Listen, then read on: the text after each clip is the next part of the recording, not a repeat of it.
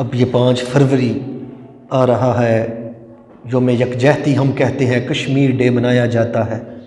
बड़ा जुल्म होता है, हम ताज़ियत करते हैं, योम यकजहती बना लेते हैं।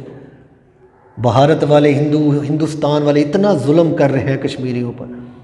जो हिंदुस्तान में मुसलमान रहते हैं ना, उनको ज़िंदगी मुहाल हुई है, उनको कत्ल कर देते हैं, शहीद कर देते हैं, मस्जिदों में उनको नमाज नहीं पढ़ने देते, इतना जुल्म करते हैं।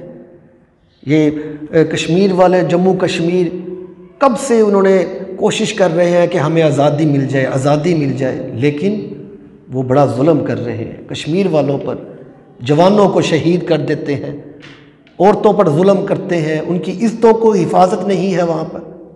हम क्या कर सकते हैं? हम दुआ ही कर सकते हैं, हम तो सिर्फ दुआ कर सकते हैं। हमारे हुक्मरान जो हैं वो तो कुछ ना करें, ये तो जहन से भी निकाल दें कि हमारे हुक्मरान कुछ करेंगे। वो तो खुद आपस में लड़ रहे मर रहे हैं, उनको किसी का क्या, उनको अपने पाकिस्तान का नहीं ख्याल। वो तो हुक्मरान तो हमारे खुद आपस में लड़ रहे हैं।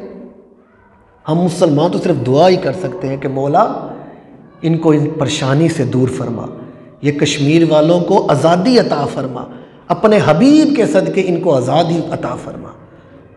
अली हैदर करार के सदके, जिनका दिन भी 13 रजब भी योम यकजहती के दिन आ रहा है, हम यही दुआ कर सकते हैं, मौला हज़रत अली की विलादत के सदके तू कश्मीर वालों को आज़ादी अता फरमा, जम्मू कश्मीर वालों को आज़ादी अता फरमा। क्योंकि ये 5 फरवरी और हज़रत मौला अली की रजब 13 रजब ये एक दिन ही आ रहा है। कितनी प्यारी बात है।